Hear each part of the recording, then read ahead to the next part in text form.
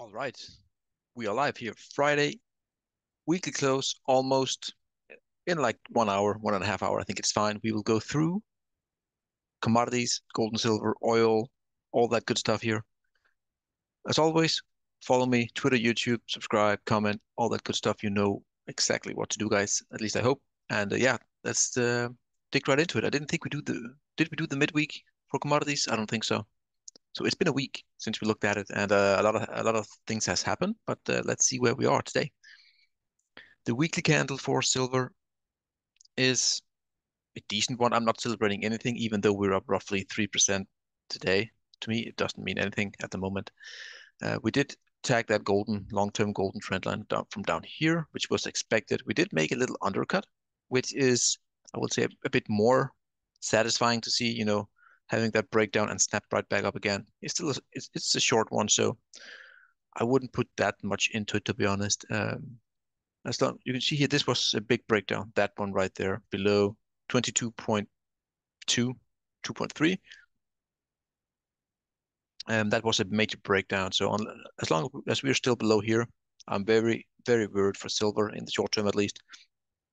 We really want to get back in and start to grind our way up and ultimately take that golden trend line. But for now, my honest opinion, it's yeah, I want to get back above here before I can say anything here. You can still see the 30 weekly is up here, so we are a tiny bit stretched here. But if we don't get moving, it will roll down, and we should have a leg lower for silver. Um, so yeah, it is what it is. Gold, good old gold. I want to show you something here. If my what did up there it is. Okay, this was our triangle that we looked at here, the main one here. We obviously we broke down, um, but I want to see if I can remake the flag that we're looking at. You can see if you move that one to up here, copy that one, and then we do like this. It's not to adjust, it's just to show that there's also a bullish channel, a bullish flag going on. But it was a shame for me that we lost this one here because it had the high connections there and there, which to me made it a bit more uh, important, let's say. But still, this one it's also valid. And we didn't make a new low here. Again, I know many people want to make a new low and then cut right back up again. I don't know what's correct in that case, but let me know what you think. But we are making a bit of a stance here. Again, kind of a stretched thing. Major oversold on the daily. I think we had like, how many did we have? 10? 1, 2, 3, 4, 5, 6, 7, 8, 9. We had 9 red candles, daily red candles in a row, almost 2 full weeks, and we're just getting a tiny, tiny bit of buying here on the NFP non-farm payroll data today. So I'm not putting anything into it. I want to get back above here, then we can talk. But for now, a bounce doesn't mean that much to me. What is meaningful to me is, let's do the count here. 1, 2, 3, 4, 5, 6, 7, 8, 9, 10, 11. 11 straight weekly candles. We had a bit of a wick last week, and now we have a major spinning top candle, the weekly spinning top candle here. We want to get below the body of the previous green at roughly 105.5. That would also mean if we go to the daily candlesticks, just to get a bit more detail to it, look at it here. I want to remove that one here. This is the uptrend that we have been in for, I don't know, like two months or so. And if we can break down here, I want to show you how many levels we will break down. If we get below that 105.5, 105.3, give or take, we will break the channel, obviously. We will take out these 2 horizontal white support levels and also the 30 daily moving average, if we can get below here. That should be the start of a cascade lower. So we could be on the premises of the dollar weakening here. Again, am I calling for a major, major crash here? That's too early to say, but at least we should go into some sort of correction from this rising here if we get below 105.3 as my lowest target, I would say. So it's a start. Also together with the major spinning top here for the weekly, it's nice to see. I also think we had a major intraday reversal here. Look at it here, just to show you. We had a minor setup there, roughly, and then we had one down here, give or take. There it is. And we had a big pop here. Everyone was excited. And then we had a false breakout. And now we're all the way back to the lower side of that. So if you can get down below here, as mentioned, okay, maybe gold and silver is in for the bottom here. I don't know. Let's see. Still very early. The US 10-year, again, with a major, I think I want to go to the 1 hour just to show you the intraday stuff here. Again, this was the big pop on the NFP. So you can see here clearly it had resistance at the double top. And what we want to see now is actually to get below here and confirm the double top. So we want to get below 4.7. There it is. There it is. And then hopefully, as you know, we are popping above a rising wedge. And what's often seen is that we get the pop going back in down to the lower side, and then we go lower again. So we want to get back in here. So we really want to get below that 4.7 on the 10-year. That is a great start to show that I think the Dixie for this time at least has topped that move we just looked at, and that the rates are going down. I think the first, if we start to break down from that wedge here, I think we're going into the 4.33, which we have been looking for, the previous two major highs here. And then we will see what happens. It's just a major retest at that point in time, and then we will see what happens, right? But for now, getting below that level means that we're in for, let's just do a measure of that, 7% down on the 10-year, which is a big move. Our good old platinum. We did hit our target. Actually, we undercut it a tiny bit. We came down to 11.34 and we closed at 11, what is it, 11.58. So we have now tagged my long-term golden trend line here. Let's see what happens. If this really is where we start to finally take that one out, that major long-term wedge here. If that's the case and we pop here, then I'm quite satisfied because I have been waiting for this touch for a very long time. And if we were to see this pop up here, it just confirms my thinking. And again, I can use that for future setups and so on too, that I was right here and I can go back and look at it and have and to learn from this and so on. So I'm very happy to see if we can get back above here. Again, I want to get above before I'm really bullish. Again, the 13, let's call it 1330, 1350, 1330 for palladium. Then I'm happy. Platinum here, again, with a undercut of that wedge right there. Where are we? Are we inside or not? I think no. So basically now we're just doing some sort of retesting here. So we want to get back in, obviously, because then we're in a falling wedge, which is typically bullish, and that could be the start of a false breakdown here. So what I'm looking for is, okay, if this is a false breakdown, I want to get back in, then above, and then I want to see that, I wouldn't say called the crash down, but a major retest, and then that's the entry very often. And I see that all the time on setups like this, where you have let me zoom out just to get a bit of if you have a falling wedge, right? You see this one here, and then you get the snapback up there, and then you go higher. You want to buy the first pullback upon breaking out of the upper trend line of that wedge. You want to buy the first pullback into it. False breakdown, getting everyone short, and then boom, snapback, buying the first pullback. If you can see the same here, then I think it's worth to note. But again, we're looking at 1 month out or so. So let's take it when it comes. Going to the weekly here on copper. Good old copper here. Still copper doesn't look good by any metric for now. You can see here, we broke that golden double parallel support right there. And now we're just getting some buying here at 3.5 or 3.55. Yeah, until we get back above that squeeze right there, it's bearish to me. There's nothing to it. We're below the 30 weekly. We broke down from a major long term. Is it like 2 years? Oh, 1 year plus a few months, we broke down. So copper right now, bearish. But it can, within a few weeks, maybe like, let's say 4 weeks, it can become very bullish all of a sudden if we do like this into November. Then, that's again an undercut here or a false breakdown, and then boom. So you want to see that snapback, and then you buy into that pullback into the 30 weekly, into the upper golden trend line here. That's your buy, whether you want to go into copper or into miners. That's all up to you. Good old natty. natty natty. We broke the $3 barrier. Let's go to the daily just to see what happened here.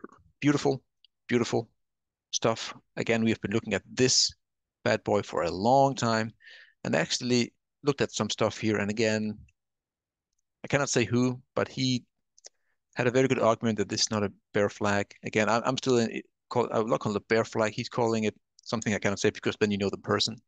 But I still think it's a bearish, trend here still. However, we did break the $3 barrier, which is important. And now we came into that long-term golden trend line right here, and we had a pause. Technical, beautiful. Again, I'm very, very, very bullish if we break that trend line there, that golden. Um, so yeah, again, but right now we are in between the two, the minor shorter term breakout and the major one. So maybe we do get a full retest and then we go. I don't know. Let's see. However, this is a good start for nat gas, and as I expected to, we're heading into the winter, as mentioned here in Europe, and I do expect gas prices to go higher. Anyways, getting above, let's find the level right now. Getting above 3.36 is the big level for, as you can see, for nat gas. And how high can we go? We have some horizontal levels to look for. So first level will be 3.6, and then you have the big one here up at 4.8. So there is some room to go for nat gas if we start to get things popping there. A bit of a lag, as you know, the European gas, the Dutch TTF natural gas. Again, 44 right here, as you can see. Oh, well, just a tad below is our big level, but we are still making these higher lows all the way up into that. So we are forming some sort of triangle. And yeah, if we can get the pop here, then there is plenty of room to run. And we have a lot of room all the way up to 63, 64 before we meet any major resistances. So again, if we could be in for some higher gas prices here. What do we have here? We have XOP. Again, XOP doesn't look fantastic. And yet again, there are shorter term, no, longer term, maybe. You can see here we broke out, did a lot of retesting, and then we broke down. This was an inverted head and shoulders. We have a target down here at roughly 132, 33. And looking at the daily right now, you can see my beautiful drawings up there. What's basically happening here is just basically we broke down, and now we're coming in for that major retest. I will say this though, the neckline and that long-term golden is almost the exact level. So I'm finding it very hard to believe that that this will be a fake down, and then we go up here. But again, let's see. I do think that this is a retest and we start to roll over, and from there we will see what happens. But in the first go, I don't think we will do like this. That's very rarely seen. So yeah, that's it. It's what it is. XOP. Oh, excuse me. OIH still in a beautiful uptrend. Beautiful, beautiful, but it's still an uptrend. There it is, and it poked above that 335, give or take, and now we're in that green support again. So as long as we're holding this uptrend here, no worries. Also, we have the 30 weekly trending nicely upwards here. No biggie. When are you worried? If you get that breakdown there, then you should be caution. But for now, it's all fine. Lithium, I still think this is a bullish consolidation in the making, and that we're below right now here. We have the 3 lower lows. So what I want to see here is, again, something similar as we talked to just before, getting above into that, and then we get the big breakout there, retesting into the 30 weekly, which is here, and the upper golden there. And then you have the buy here at, I don't know, roughly, what is it, 60, whatever, it doesn't matter. But if we see that snapback here, getting above the upper trend line, and then the first pullback, that's your entry. That's how I do this kind of setup here. So you can do as you may, but just to explain, that's how I do it. If we have a falling wedge with a fake breakdown to the downside and it pops back up again, I can show you it actually on this bad boy right here. Just a quick. This is GoBX. Small fake down here, not that big, but still major move up here, then boom down. There it is. That goes to daily, so you can see it better down. Right. That's the idea behind it. What do we have here? We have the financials, banking sector. Still, the bear flag broke. There it is, below the 30 weekly. And as long as we are below that golden trend line here, it's all bearish. To me, there's nothing good to look at until we can break that one there. And again, getting below the 30 spells disaster for the banking sector. So we are now in no man's land right here. You're probably a bit more bearish than bullish, but again, whatever happens here decides the fate of the banking sector, to me at least. Nvidia with a decent day today actually, and as you can see, we had this drawing here rolling over, and we actually have quite a nice day today, getting above the 30 daily. But I still think this is something like that. What's it called? Like it's not a chainsaw, but it's a what's it called? I can't remember the English term for it, but like a blade, right? That goes up and then down again here. Um, so yeah, that's my take on. As mentioned, I'm watching that gap to get filled. I've been saying that for like 3 months or so, but it will happen at some point in time, and then we are ready if we want to go in. The Brazilian ETF EWC again. I'm contemplating on buying if we get down here, but then my big breakout buying level is here at around 34. Then we have broken the long term, and then we have a minor here, which is the final confirmation, and then we have a horizontal. So if we can get above here, then you have a lot of fresh air, and you will at least go up to here. That's the triangle high here. And then you'll get a major pullback. But again, it pays a hefty dividend, like 10%. So if I think this can be held, it's called, for like 5 years or so until we grind higher. And I do think that over 5 years' time, we can get up to here, roughly 80. So you're looking at least a double plus the dividends. It's not too bad. I think it's not too bad at all. Nickel, nope. There's nothing in nickel right now as you looked at last time. Actually, when I think about it, we did a midweek update. It just came. Okay, awesome. Again, we're going down here in my view. That's my path. Once you get that snapback into a rising wedge, you at least go down to the lower trend line of that wedge. So nickel, nope, nothing to look at here. Bearish all over. What do we have here? SIL. Okay. Again, we broke down from this one here, down from the March 2020 lows, and then we had a 2022, and now we're breaking down right here. Again, what I'm looking for, I'm not saying that it's going to happen, but if it happens, you have the falling triangle here, the falling wedge. If it's a fall breakdown, we want to see that snap up, and then the first pullback you should be buying into. The stops can easily be placed below wherever you want to place it, below the red or the low here. So you have a lot of easy places to place your stop. But again, for now, I don't like it. I don't like it by any means. Where did we stop? You can see here the retesting is done right now. So what you typically see is that, and then you start to roll over once again. Let's see. I mean, silver needs to really be doing something great here in the next few weeks. Otherwise, we could go all the way down to 17, 18. And if we do major buying opportunity, you have almost that will be the bottom in my view. I will be buying tons of or adding into tons of silver stocks at that moment in time. Okay. Same thing again here. We have that falling minor wedge right there. We are below, retesting it now on the daily. I do think if we get down to the green here, that we could get that bounce here because it's much closer. So that I actually think is quite with a good chance that we do like that and then we snap back up again. But for now, below the 30 weekly, there's nothing good about it. Very bullish about this run right here. So when we get above, depends like 40, 38, 40, if we do, very bullish. But for now, you don't touch it. So it's that simple. It is that simple. Okay, let's see here. We have, I think that was it. Did we do anything else I want to show you? No, I think it's fine. We did some ETFs. That's okay, I guess. Okay, a bit of a longer video. We did add in some ETFs, which wasn't intentional, but anyways, I think it was some decent look at the ETFs.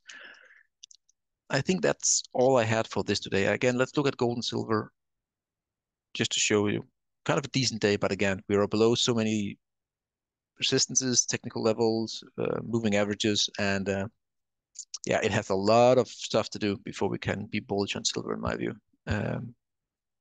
It breaks my heart to say it, but it is what it is.